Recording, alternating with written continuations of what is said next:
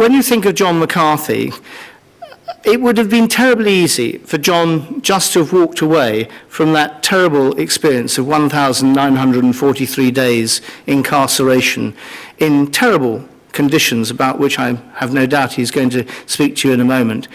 But John chose, despite the embarkation on an extremely successful media career, which all of us are aware of. Anybody who certainly listens to Excess Baggage on a Saturday or whatever is very much well aware of that, and all the other things that he's done with Sandy and such like. He's built an extraordinarily successful career, and yet he still chooses to want to remember those terrible times because of the other people who are affected by that. And John, thank you very much indeed for your support for us as our very distinguished patron, and for the fact that you're prepared to relive those terrible experiences on behalf of those who still are in incarceration and being tortured, and for the sake of a very small charity, a modest charity, but one with a massive mission.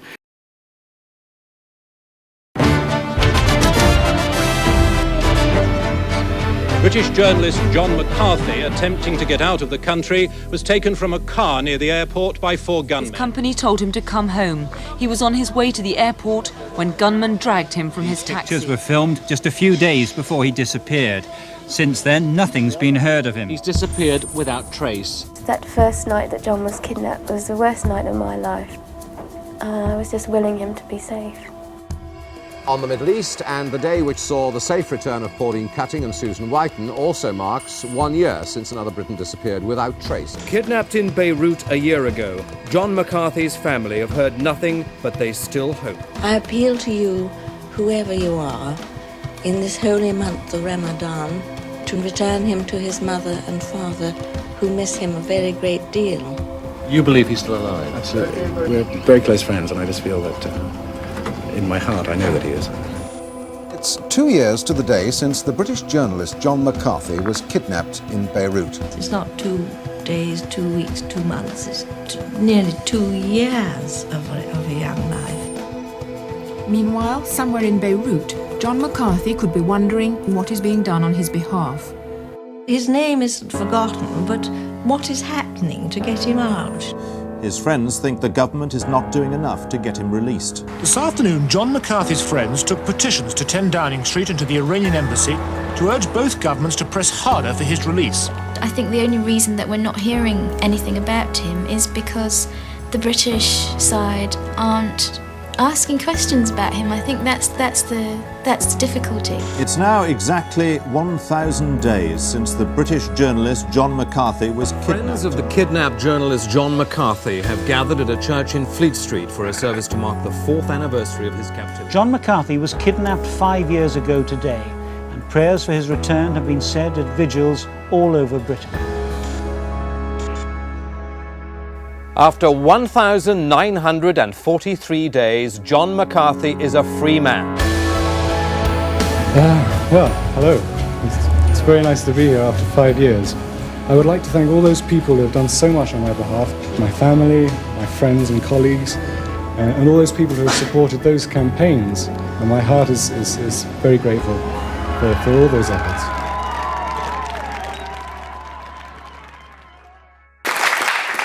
Good evening, everyone. Thank you all so much for coming. It's been quite a day, actually. I was on breakfast TV this morning, seems an awful long time ago, happily talking about, well, 20 years on, but especially about the events that we've been having all day here at BT Tower. Thank you. It is wonderful to hear. It's a great honour, Keith. Thank you for your kind words, but it's a great honour to be a patron of such an important charity, one that does such wonderful work.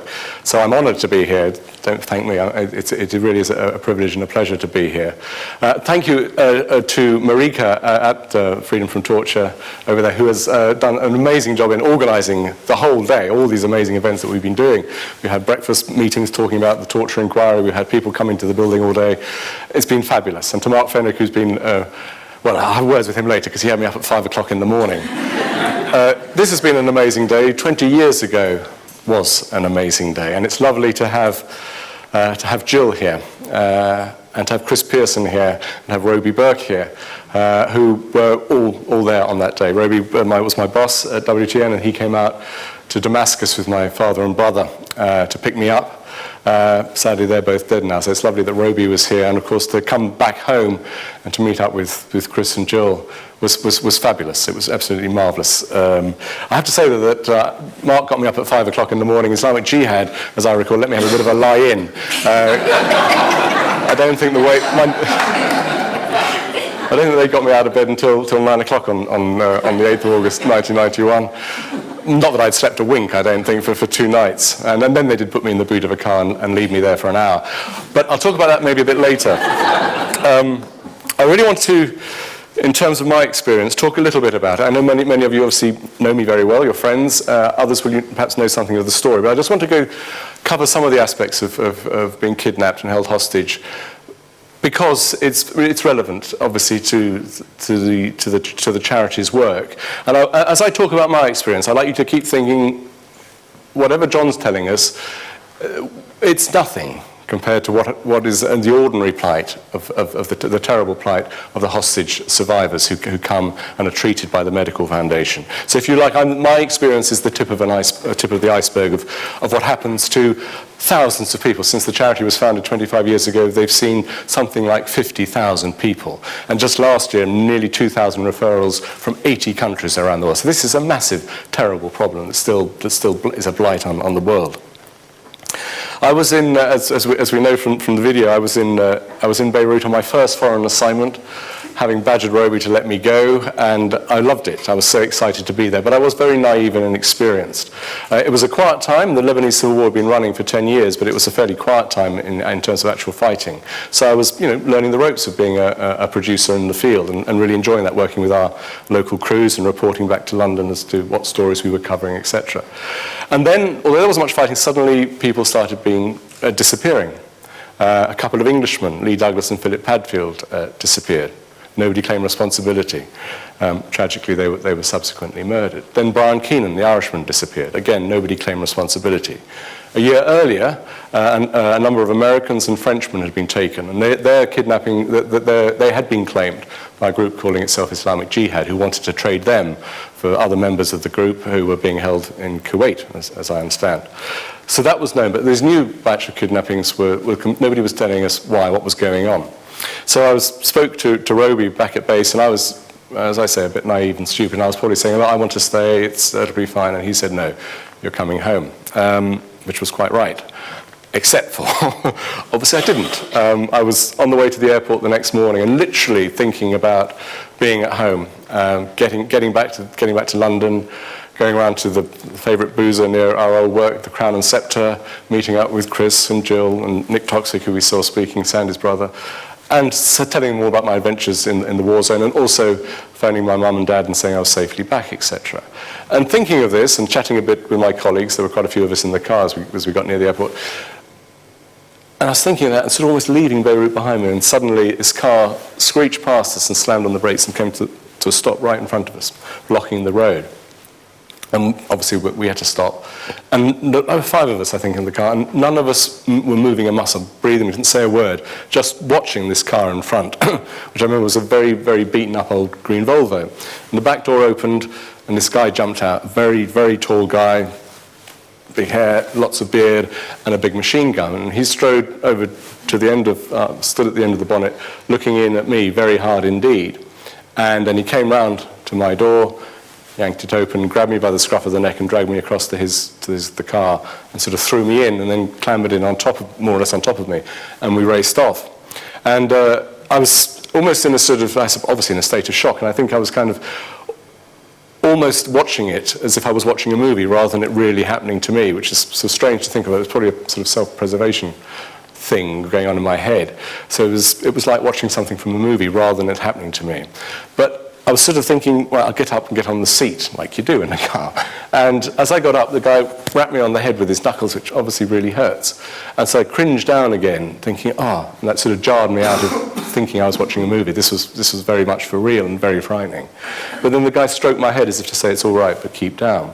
And after a few minutes, the car stopped, and he pulled me out and took me round to the back of the car, where suddenly the driver appeared, and he had this big pistol. And I just, thought that this was the end, really, that he was going to shoot me. But he didn't. He opened the boot, and with the gun pointed, and then just pushed me in. So I rolled into this boot, and they slammed the lid down, and the car took off again. And as we were driving away, I sort of noticed a little chink of light in the back panel of the boot, and thought, well, maybe if I can get myself up and put my eye to that hole, I can see where we're going. That's going to be helpful. I think I'll know where I am. Someone desperately wanted to know that. So I managed to sort of brace myself on all fours and look out, and I could just see a bumpy road, some nondescript apartment blocks on either side. There was a man and a woman walking along the path, and a couple of cars. But the cars and the couple were going in the other direction, back to safety, back to the world I knew. And I just obviously had no idea where these people, whoever they were taking me. Eventually the car stopped, and I was pulled out of the boot and found myself in a massive, massive building, very dark and gloomy, just sort of light around the entrance where the car was stopped. And a guy appeared out of the darkness and walked up to me very fast and just stopped right in front of me, didn't say anything, but pulled up a bit of material and tied it tight around my face. And then, obviously blindfolded, he then dragged me off, and I was sort of stumbling along behind him. And then he took me down a staircase, which I was terrified of falling down, obviously suddenly not being able to see. And he took me down and down. It felt like I was going into the depths of the earth, and got down to the bottom. And then I was sort of moved one way and then the other. Why, I don't know. And then I felt myself standing on something very soft. And then there was a bang behind me, a clang, which I assumed was a door closing. So very carefully I pulled this blindfold up. I found myself in a tiny little space, literally as wide as this, and as you see, I'm not tall. Literally just it came to the roof, the ceiling was just above my head. This very small space, and just long enough for a thin mattress to be on the floor. So a very small space. And there was a metal door with a little grill at the top. So I sort of had a peek, because there was no noise, and I couldn't see anything or anybody, obviously. Just a kind of breeze block wall going off in either direction, just nowhere in this strange alien world. And I immediately started trying to be positive and thinking, I'll be all right. This must be a mistake. Here I am, I've been here a month. I know nobody, I don't know very much at all. I'm not politically important, I'm not a famous journalist, I'm nothing. Soon they'll work it out, and they'll be talking, Roby, etc., etc. They'll work it out. I'll be out, and they'll appreciate they've got the wrong person, whoever they were after. So I was thinking, it's okay, you can keep calm, you'll be all right, survive a few days like this. And so I sort of sat down on this mattress, and it's a weird thing, but I put my hand on either side of me, leaning against the wall, and just touching the blanket, which was so grimy and dirty that it literally turned my stomach. And I just thought, oh no, I'm not meant to be in here, I've got to get out. And jumped up and went to the little door. And then, like a lunatic, stood there for a minute, thinking, where's the bloody handle? And then realised, of course, I'm in a prison cell, there is no handle. This is it. And then I sort of sank back down on that dirty blanket and mattress, realising, that this, I'm not, this is definitely, I'm not going home. I'm not going to be meeting Jill. I'm not going to be calling my mum and dad. And suddenly it hit me, I don't know when or if I'll see them all again. Suddenly it's there, desperate. I was in that room in solitary confinement for, I think, 3 months. And there was a sort of a basic routine. Once a day, guards would come down, and I realised soon that there were other prisoners on this corridor. And everyone would be taken one by one. I assume, like me, they were always blindfolded. And you go to a squalid little bathroom at the end of the corridor, you come back, and there'd be some food and stuff laid out. And that was it for another 24 hours. So it was a kind of routine, and I was doing the papillon thing of using a spoon and scraping another 5-bar gate to mark the days, to keep in touch somehow in touch with the outside world in the real time. So I did that, and then the routine suddenly turned very gruesome, because as well as the daily trip of all the prisoners being taken to the bathroom and the food being doled out, a new prisoner, an Arab, arrived, and every day that the guards came down, they used to beat him up. You'd hear him thump, thump, thump, and this echoing down this corridor, and the poor young man wailing, screaming. And then one day, after the bathroom run had been done, it was calm for a couple of hours, and then suddenly a whole load of them came back down, and you could feel the sort of tension. And they didn't go to any other cells except to this young man, and you could just hear him. They were beating him up, and he was screaming. wailing and wailing and screaming.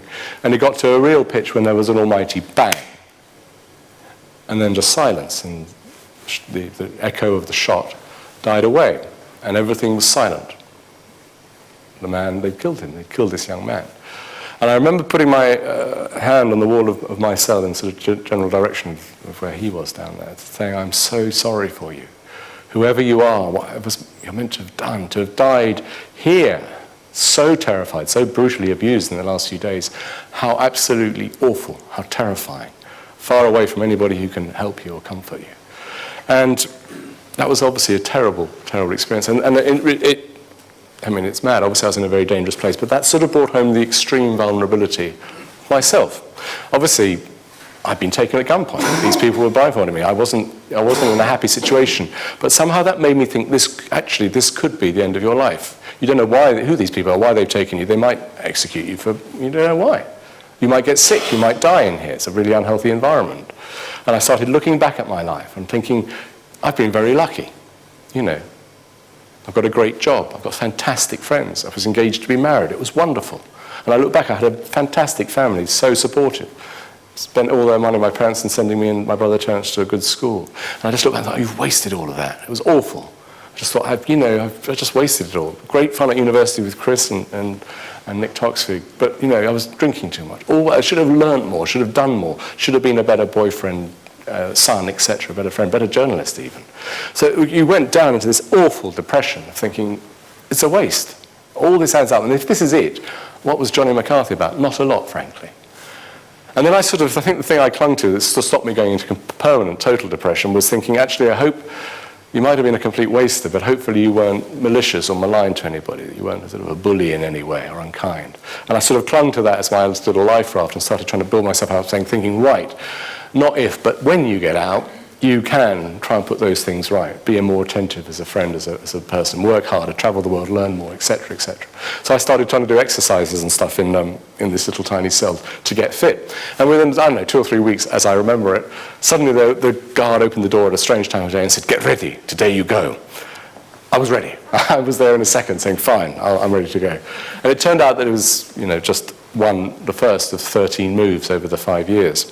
And after a short trip in the back of a van across the southern suburbs of Beirut, I was bundled out of this van, frog marched into another building, thrown into a room, and then heard the door slam shut behind me. And I was just about to take the blindfold off, and then I sensed there was somebody else there. I think, wondering what's this? I very tentatively pulled the blindfold up and saw another pair of shoes, another pair of jeans, another shirt, and then another hand taking another blindfold off. And there before me was the wild man of Borneo, this this character with the beard out here and hair out here.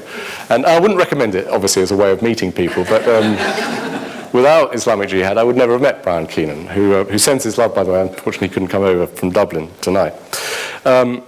So Brian and I were suddenly there. He had been in that other prison. We'd been moved into this place together.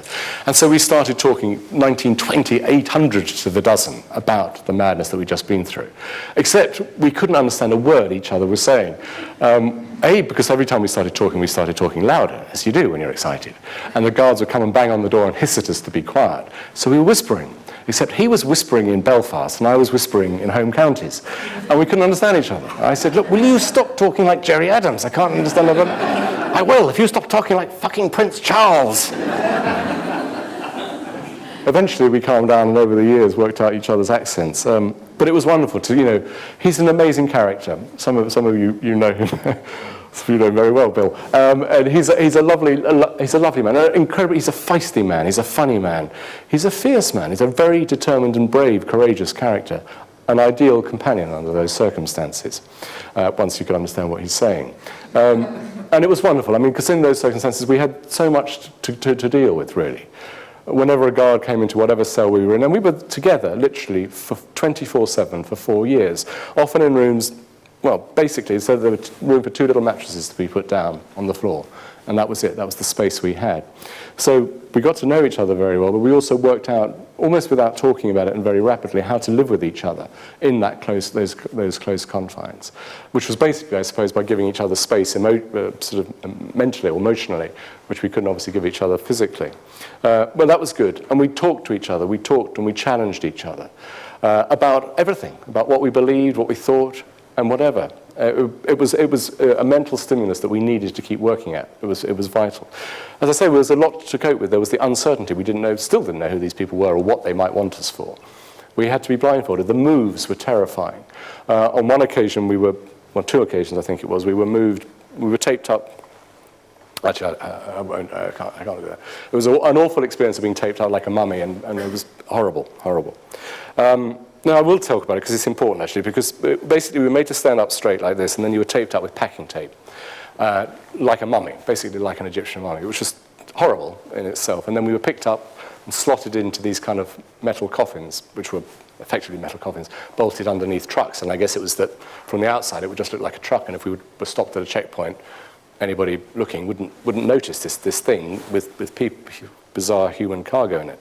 And the reason I decided I want to talk about it is because that is the one thing that when I think about it, it terrifies me to this day to remember that, because you were in this terrible confine, you couldn't move. It was winter, so it was extremely cold in a metal box under a truck. The drive took about 2 hours to wherever we went to. And I remember it became damp in there, it was cold. And there were the diesel fumes from the engine of the truck were filling this space. Brian and I were in there together. And we were taped up like this, and soon we managed to get our hands free, because I was terrified of choking. I thought, I'm going to be sick because of the fumes. I'll choke on my own vomit with all this tape around my face, etc.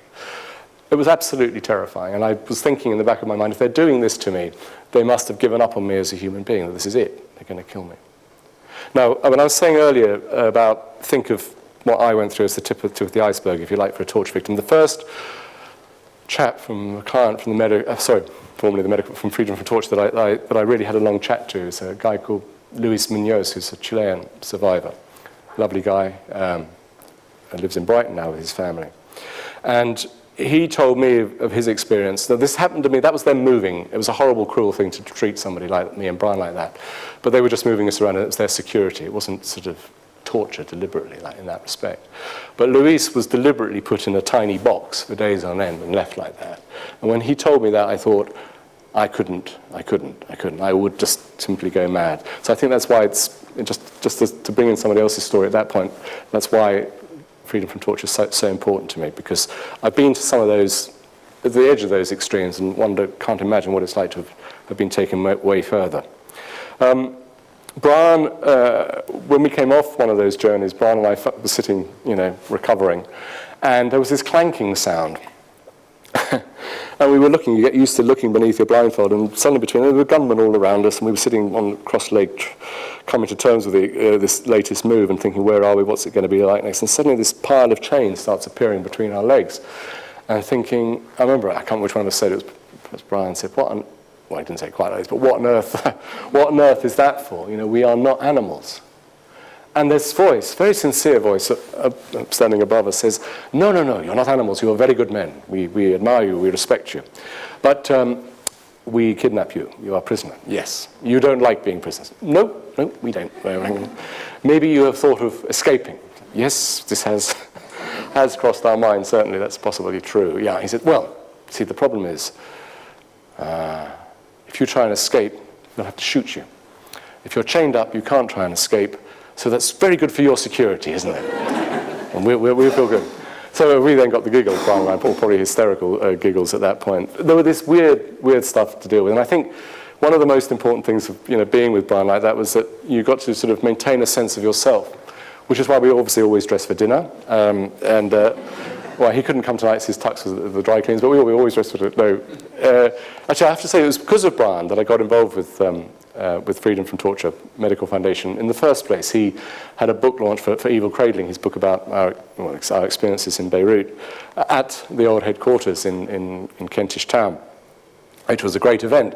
And I remember arriving there and meeting somebody on the door who said, oh, why are you here? Because I obviously Could have been any reason. I said, I'm here for the book launch. He said, hostages, right in the basement. I thought, well, that's nice. What's next? You know, blindfolds, clear. But anyway, it was a wonderful evening. But it was very funny.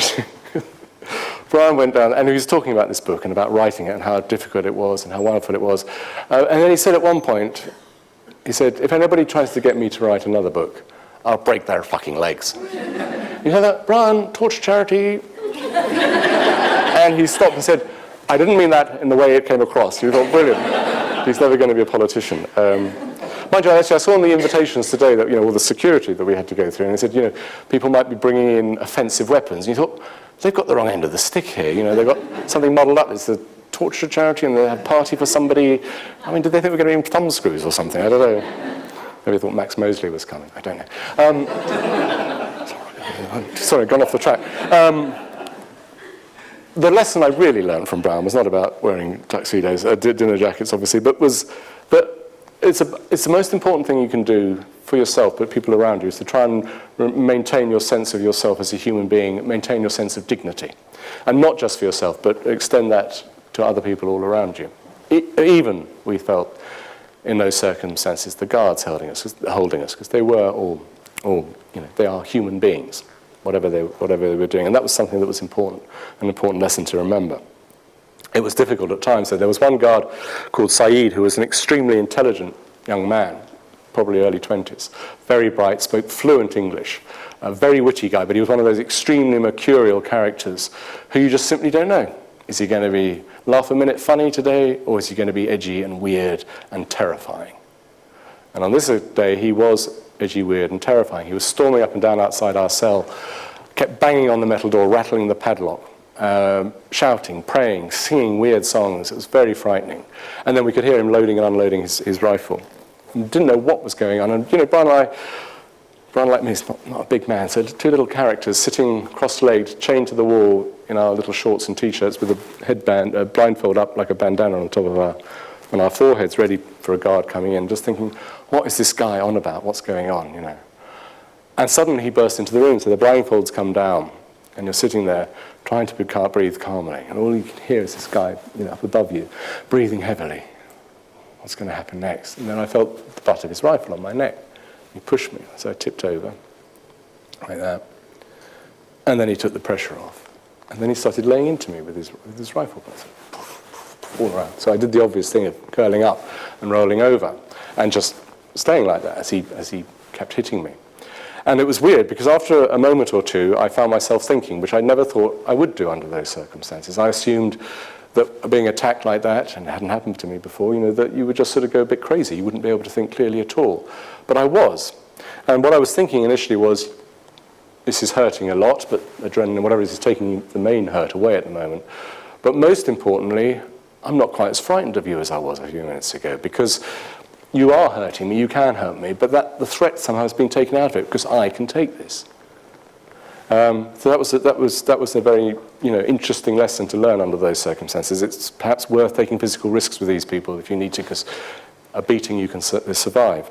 And then I had another thought, which I have admitted to Brian, but it was, whatever this idiot Saeed thinks I've been doing, I'm bloody sure Brian must have been doing it too. And at this rate, he's going to be too knackered to give Brian his... I know, it's horrible, but his fair share of the punishment, whatever it's for. And as if telepathic, this psychopath stopped hitting me and took the half a step across to Keenan and started laying into him. And so there I was lying on my side listening to Brian being beaten up. Bang, bang, bang. I hear him grunting and groaning, and I could just imagine his little frame like mine curled up as this bastard was hitting him. And at that point, I just had this extraordinary thing. It's one thing to think you can take a beating, maybe take physical risk, but it was so awful to hear this person, this dear friend who I had already come to love, being abused in that way. It was far worse, actually, than being hurt myself. That's an extreme story. Most of the time, the guards didn't abuse us. Obviously, the circumstances were abusive, clearly, in general. But that wasn't the purpose of the group. They just wanted to hold us hostage. We weren't torture victims in that deliberate sense, obviously. Apart from a guy like the Saeed, who clearly couldn't resist playing with human beings, because he could. There was nobody to stop him. He had the power, he had the guns, we were blindfolded and chained. He could do what he liked. One or two of them did like to do that. The majority of them, there were probably 40 guards over the 5 years in various locations, didn't treat us like that. They did show us a level of respect, some of them more than others. And also it's important, as Ramadan was mentioned, I think my mother mentioned it in the film there, and clearly it's just, Ramadan has just started. I don't think Islam is a religion of terror any more than any other. These people were Muslims holding me, but that's irrelevant. Some people just assume that perhaps because I went through that experience I have an animosity to Islam. I don't, so I'd just like to make that point. And by and large, most of the guards didn't choose to abuse us deliberately. It was difficult on occasion, though, when one of the bad guards who did like to take advantage of the power he had would lay into us. And there was one guy in one location, and at this point, Brian and I were being held with 3 American hostages, Terry Anderson and Tom Sutherland, who'd been kidnapped in the first batch, if you like, by the time a whole year before us. And also another guy called Frank Reed, who was kidnapped a few months after Brian and I. And we were all in this cell, I think somewhere up in the Beckar Valley. It was deep underground, and I remember there were 2 sets of metal gates on the way down to this room, quite a big room, where the 5 of us were held, and we were chained up, obviously had blindfolds, but they had CCTV cameras watching us, and there was even a little kind of, well, literally, I guess you'd call it a water closet, a cupboard in the corner with a loo in it, so that we didn't have to go out. It was a pretty crude, but it was an ensuite for hostage turns. And Brian and I didn't actually leave that room for 18 months. We were down there all that time. But it was great to have the company of these Americans. They handled captivity very differently from Keenan and myself. But it was interesting, we became very close friends, obviously, and they were wonderful, wonderful characters to be with. But on one occasion, poor Terry Anderson had a terrible stomach upset, which we all went through occasionally. And so the guards, understandably and reasonably, let him off the chain during the day. We normally have an hour off the chain for exercising at any point during a day, and then you'd be chained up again. But when one of us was sick, the normal thing was to let us off the chain. So Terry Anderson was off the chain all day because he'd use this little loo, which was fine. And then in the evening, the guards changed shift. And whenever anything happened upstairs or down the corridor, depending on the prison, you're always listening. You never see anybody, but you're always listening, waiting. Who's on duty? Is there a strange voice? Does it mean a move? Is it something good? Is it something bad? So you're always listening. You think, all right, okay, so-and-so's, yeah, so, and think, oh, God, it's him. One of the bad guys. Think, oh, what a pain. 3 days of him being a nuisance, I mean, obviously there were 5 of us, so you supported each other, but it was just more pressure when you didn't need it. And on this occasion, this guy came down as soon as he could, to see the prisoners, and went around checking the chains, as he liked to do. And he found Anderson's chain was undone. And he said, oh, I must put it on. And Anderson, no, I'm sick, need to go to the bathroom. And he said, no, you can't do that. And you could just tell that the guy was loving it, just being abusive, little so-and-so, And anyway, we got through the night because the rest of us all chained up. We could, give a bucket to Terry. He could use that. We could go through. I mean, that wasn't a big deal, obviously. But it was a big deal that this guy had done that deliberately. So we obviously loathed him even more than ever. So it was tricky a couple of weeks later when he was back on duty. And he came down and squatted beside me and said, John, would you like another cigarette? Still smoked in those days. And I said, yeah. But this was so unlike him. I couldn't work out what was going on. And he said, John, I want to ask you a favor. And I said, what do you want? And he said, I want you to help me with my English vocabulary. And 2 words immediately sprang to mind. But I thought probably I shouldn't use them at that juncture. But I thought, what am I going to do? I mean, it's just so bizarre, isn't it? I mean, there we are. This is pre-Al-Qaeda days. They were the most notorious terrorist group in the world, and there is one of these guys wanting vocab lessons. You just think this is bizarre. And he got his vocab book with him, apparently. He said, I've got my book, I'll write it down. He said, I've got various things, and I want to show you them. And you tell me how to say them, and I'll write it down. All right, okay. So I'm thinking, anyway, so I looked down, and the first thing that appears is my plastic cup. They never trusted it with China ones. I think they thought we might attack them or something. Anyway, so this plastic cup. So here's what is this? So I say, cup. So he repeats, cup. And I say, no, cup. Cup? No, cup. There's a long pause. The cup disappears. Then I look down again, and there's his pen, his biro. And he says, what is this? And I say, cup. Cup? No, cup. There's a longer pause, and I can hear Anderson and Keenan sort of just beginning to titter behind me. So then the cup and the biro appear, side by side beneath here. This is cup, and this is cup. No. This is cup, and this is cup. Cup. No, cup.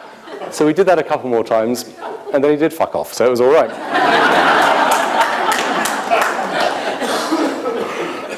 But the thing about that story is, and this brings me back again to sort of the importance of this evening, I completely forgot about it. It's quite a good story.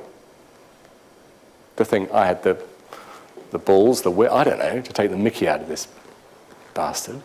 But I completely forgot about it. And the reason I forgot about it, I only just remembered it reading an interview in The Independent by Robert Fisk, talking to Terry Anderson. They were great mates. And when Anderson got out, they chatted, and Fisk had obviously said to Anderson, well, how did you cope, and what were the Brits like, probably? And he said, there was this one occasion when McCarthy tried to teach this guy that everything in English was cup.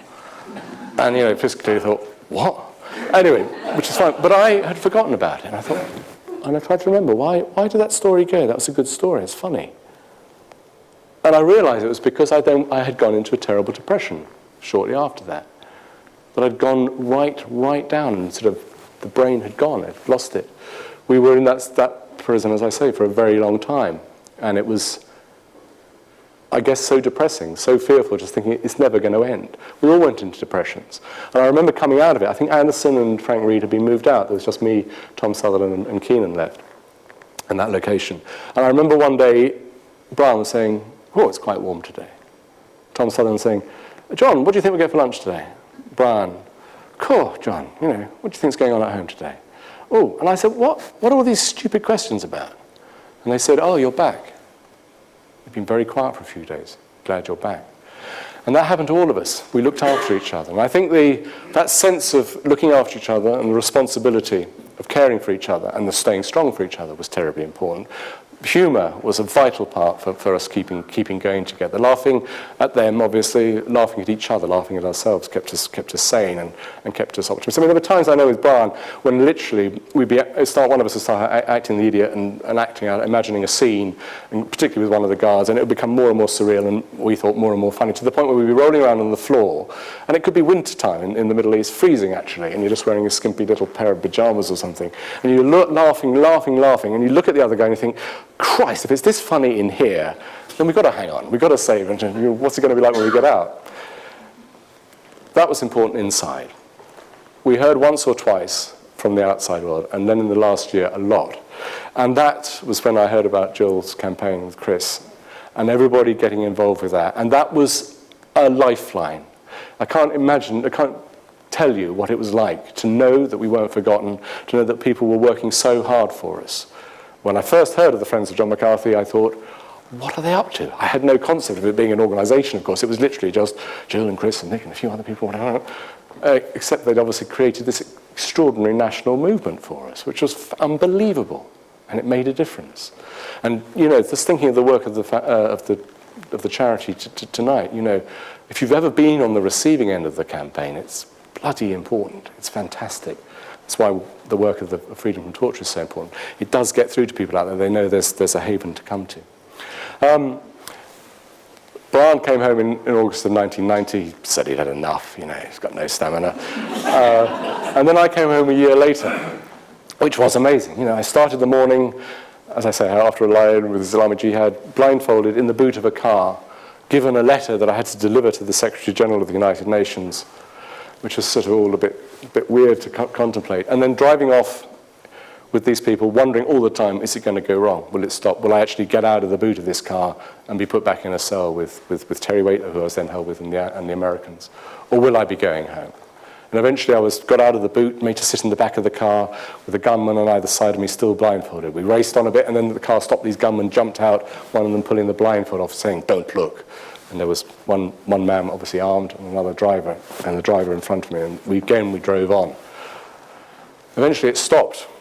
And the door opened and I was pulled out of the car and I'm walking along like this, absolutely petrified. And the man holding my hand says, "Hello, John. My name is Adnan Balul. I'm a general in Syrian military intelligence. You're free, you're safe, open your eyes." So I did, and there was this very nice, urbane character. I hate to think what he might be up to nowadays if he's still in the Syrian mission. He said, "I'm going to take you to Damascus. And things will be arranged, you'll be going home later on today." I said, oh, great, fantastic. And from the boot of cars, I get into the most amazing Mercedes sports car sitting in the front. And so we race off, and he lights a pipe. People used to smoke pipes in those days, my dad. And I said, "Oh, that smells good." And he said, "You smoke?" And I said, "Yes. In fact, I'd just nearly given up, but anyway." another week and I'd have been free of nicotine, and the buggers released me. Anyway, so I said, "I do." And so he just put his hand out of the car window and clicked his fingers, and a car raced up on either side of us, full of his bodyguards, like 10 men in each car, guns all over the shop. And he just shouted "Dakan," which is smoke in Arabic, and all these fag packets came flying, which was amazing. And as we went along, he was being extremely charming. He seemed like a really nice guy. So it was very relaxing to be with under the circumstances, because I was very hyper, as you can imagine. And we were driving off through the Bekaa Valley on the way to Damascus. And I remember looking at the mountains. Some of you may have been there, it's the most stunningly beautiful place. It really is gorgeous, absolutely lovely. But I was looking at it and thinking, this is weird, because there's about 100 yards and then it just goes straight up.